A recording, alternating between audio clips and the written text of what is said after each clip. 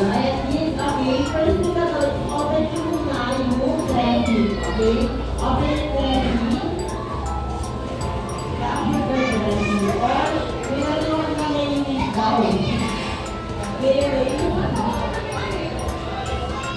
And then, after kapitalain yung burger bar, ilalagay nyo yung number 4 happy.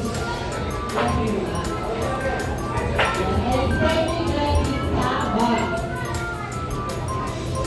Nagawa ko na nilang sarili na yung meal at family. After yung gumawa yan, tutuan natin kung paano po na i-upload.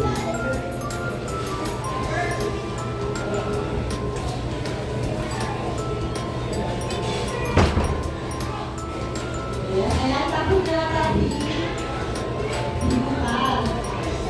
Ayan. Ayan, after na natin i-pull pa, and then pull